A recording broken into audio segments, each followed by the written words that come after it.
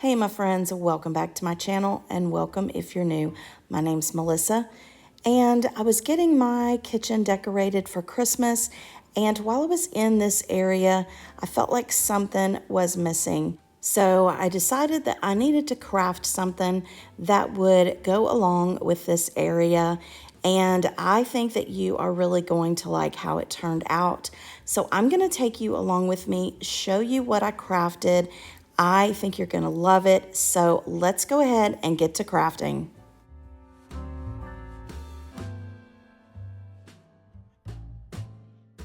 This is a wood piece that I thrifted from Goodwill for $1 or $2. And instead of doing something on this side, I am going to paint this side and do a finish on it. But I'm going to Mod Podge. I found this really cute gift bag at Dollar Tree.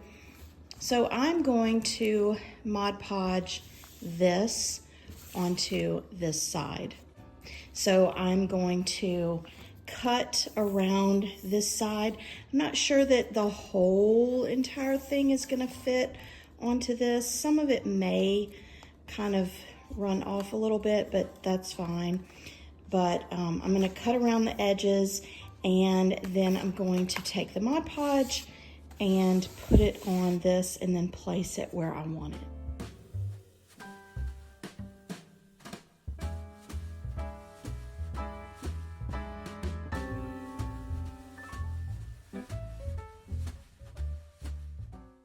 Here I thought I was going to use the water and tearing technique, but you can't really do that with a gift bag. So I ended up just using scissors and just kind of doing a little wiggly cut.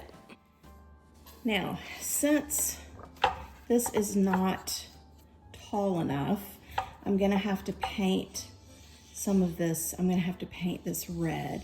So I'm not going to paint the whole thing red. I'm just going to paint the bottom and top strip and then some of the side strip. So I'm going to go ahead and get that painted, let that dry, then I'm going to decoupage this on. And I'm going to use, for the red, I'm going to use the Waverly chalk paint in the color Crimson.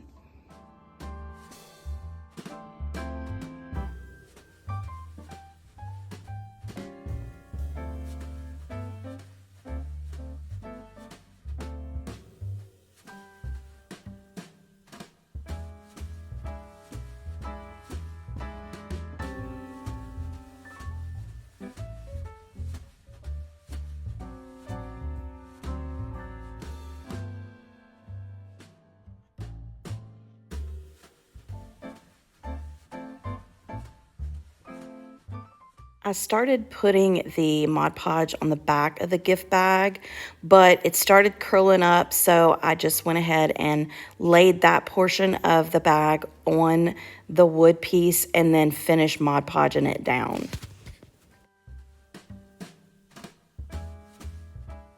Now the Mod Podge has dried, and so you can see some of the paper is off the edges. So now I'm just going to use my little finger sander and I'm just going to sand off the sides. Next, I'm going to give it a top coat of Mod Podge. Now that I have all of this on here, I've decided that I kind of don't really like the red. I feel like it needs to be brighter. So I'm going to use the Snow White in the Waverly chalk paint and go along the edges on the top and the bottom with the white paint and just kind of make it look kind of snowy.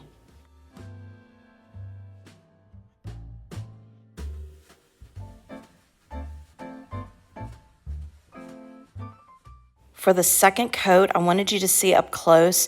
I'm going in with a lot of paint and I'm really daubing it on because I want a lot of texture to try to just make it look thicker and give it as much texture as possible, just to try to make it look snowy and really textured.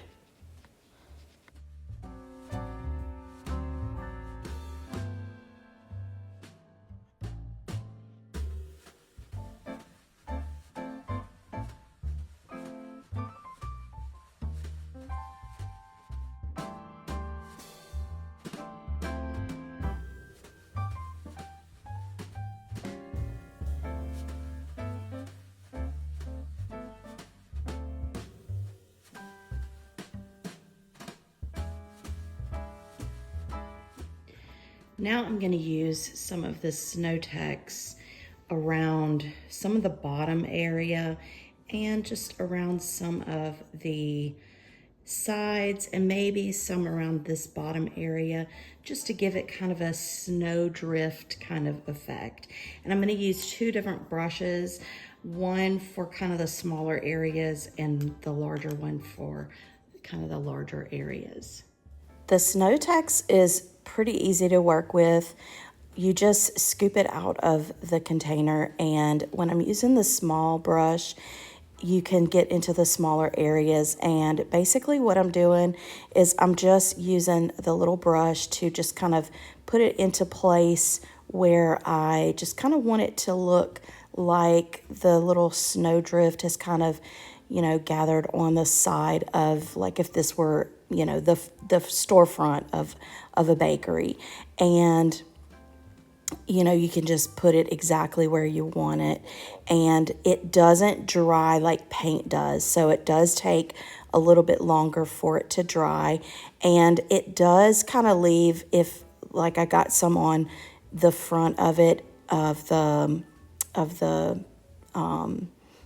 paper or the decoupage, and you could just wipe it off. It does come off. It wipes right off. It's not like paint and it smears. You can just wipe it right off. So it's very easy to work with. And then for the larger sections, what I did was I scooped more of it up with the larger brush, and I set it kind of into place where I want it. And then I used that brush to sort of place it and spread it out into the areas where I want it. And then I got it more of like that snowdrift kind of look.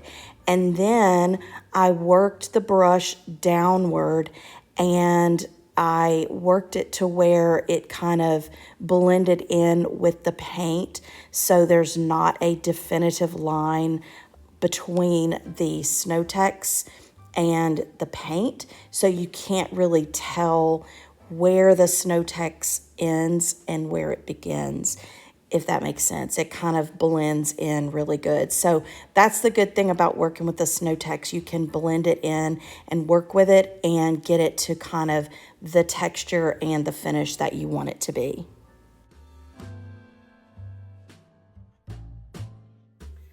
To finish this off, I do want to put some greenery up at the top.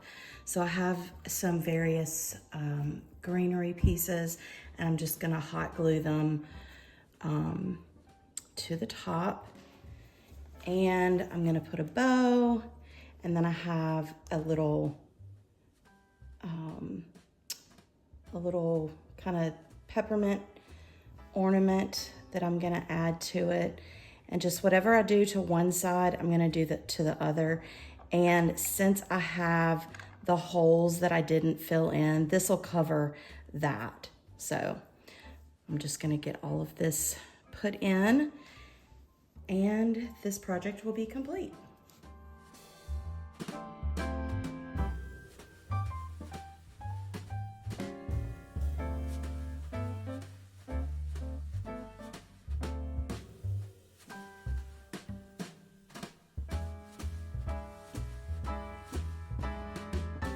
So for the bow, I'm gonna use this twine that I got from Amazon.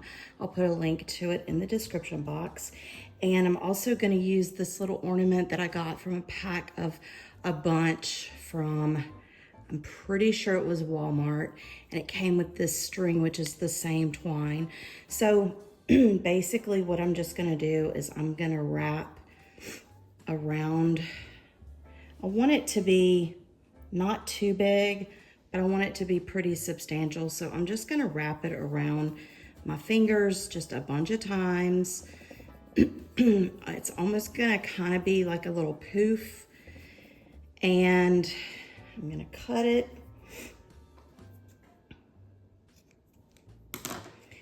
And then take it off my fingers. And then I'm just gonna tie it while it's still on this ornament. I'm gonna tie it around the ribbon to tie it in a knot. And then I'll just hot glue it to the center of the greenery, and that will complete it.